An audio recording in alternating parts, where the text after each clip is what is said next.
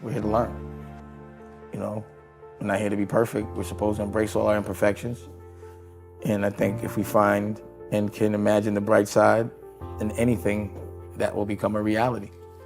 But you can't think anything's going to be given to you other than opportunity. And the only way to show appreciation for opportunity is to react.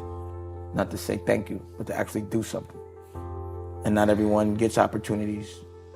So I think appreciating those opportunities is really important, because the next time those opportunities will not be presented. And I think every single day for everybody, there's a lesson, there's a test.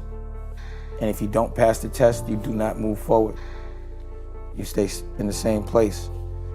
And then that test becomes a little harder. And if you don't pass it again, you actually go backwards.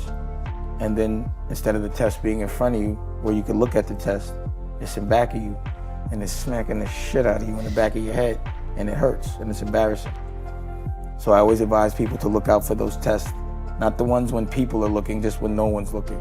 It takes fearlessness to be first, you know, to not move with a crowd, to move alone, you know, and you get scrutinized by people that do move with a crowd, because they got to make you look bad to make themselves look good. It's all part of the game.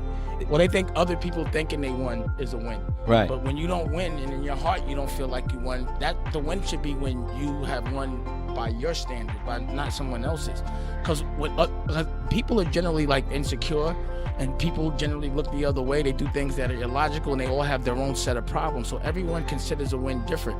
So why would I consider my win something that makes you happy? I'm gonna consider my win something that makes me and my family and my kids and my girl happy. You understand what I'm saying? Like, I don't want to look like I'm rich to make you happy. I need to be rich. Right. So guys think they're rich because they might have monetary, like very like temporary money that they could take care of themselves. Right. But that's not rich. Rich is being able to take care of your kids' kids. Right. Being able to make it where your generation or the generation after you doesn't have to go through the same problems as you did. Right. And the thing is, it's not one nigga that should be the head of a crew.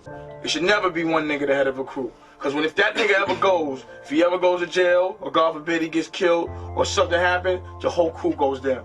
Because everybody depends on one nigga. You over. I mean, that's part of the game.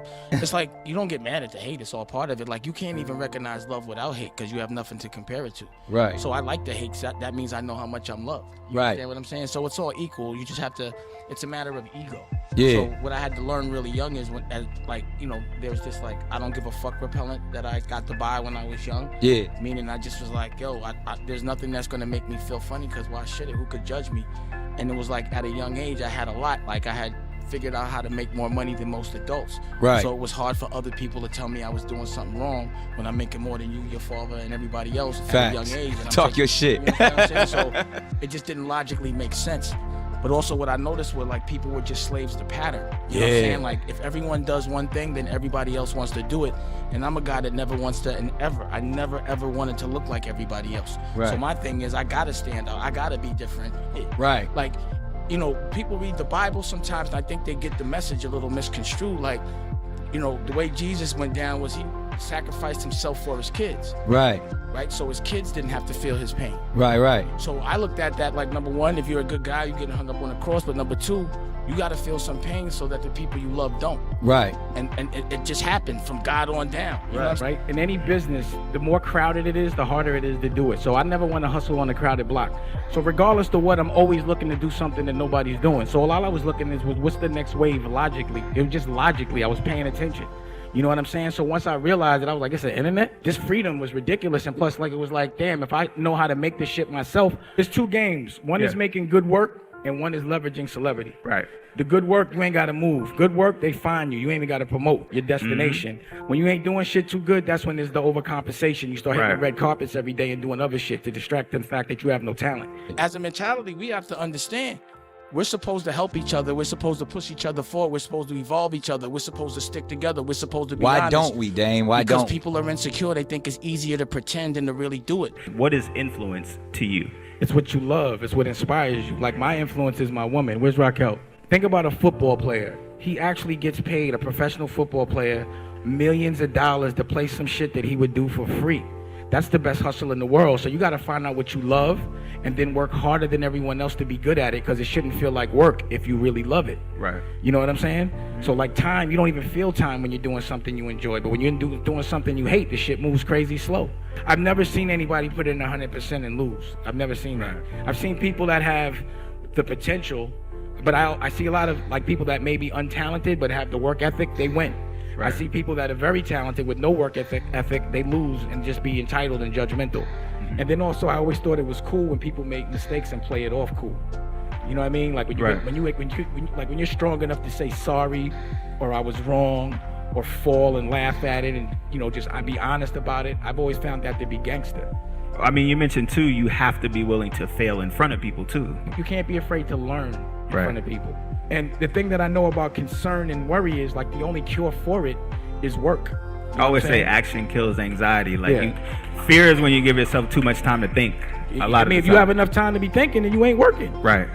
All the negativity is all a test to see if it will distract you. Right. But like, again, if you know it's raining outside and somebody tells you it's not, you're like, yo, I don't care what you say. I'm bringing an umbrella. Right. I don't care what you say. You could call me a clown, all that other stuff. I already know, because I have this thing where I look to my future, and I don't look to see like how it starts. I want to know how it's gonna finish. Right. So I'm always doing that. Right. And I always see what I want my life to be, and I make sure it's that. Right. And then I architect that, and then it'd be people that have no plan, that aren't doing anything, are the most distracting.